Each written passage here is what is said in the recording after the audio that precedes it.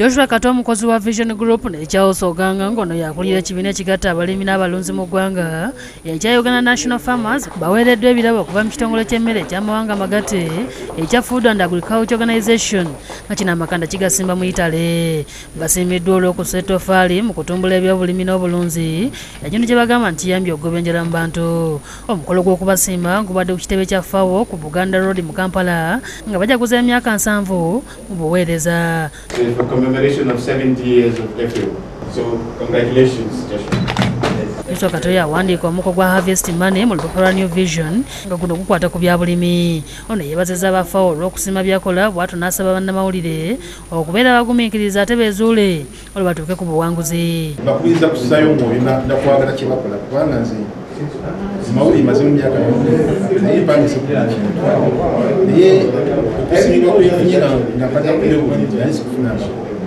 Ekirabo ekimuweereddwa asazeewo okukiwa kampuni ya Vision Group kubanga bamutuusizza ku buwanguzi. Ya kampuni ya Vision Group kubanga tulina ebintu by'ebyobulimi kumpi buli platform yaffe yonna platform ziringa kulinnya so kati nga nze ndikontinenti ekisinga obungi so kati webampa awaadi eno ate nkira Vision Group tega ne Vision Group Emmanuel Ziwa ku lw'ekitongole kya FAO mu Uganda annyonnyodde batuuse mu kulwanyisa enjala era n'asaba abalimi okwetegekera enkyukakyuka y'obudde. Ekitongole kino eky'ebyobulimi ekya Food and Agriculture Organization kitadde nnyo essiira okulaba nti embeera y'obudde bw'eba ekyukakyuka abantu tebafuna kukosebwa nnyo tusobole okuba nga tukyasobola okufuna emmere gye babeera nayo nankubadde nti embeera y'obudde ekyukakyuka.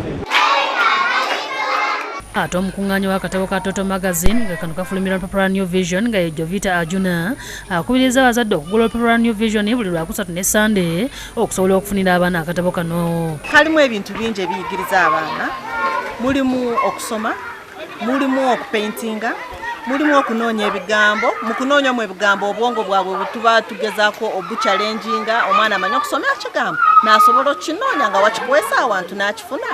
Katundiza abaana ze baagala nga Spiderman, tulina mu fashion stories obw'abaana bwe basoma ne bubasanyusa nnyo ne bubayigiriza ebigambo ebipya, ebifo ebipya. Okwogera bino abadde ku ssomero lya Swana Academy Muyenga bw'abadde agenze okusinkana abato.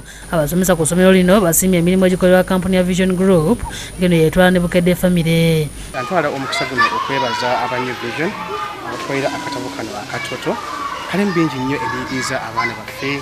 Oluusi abazadde bamba ati balina budde bw'abaana naye omwana omwaka n'akatabo aba asobola okusomamu n'ayiga okusoma. Aida Nakazi ne Peace Navuga be bakusakidde eggulire lino ku lwa Bukedde TV.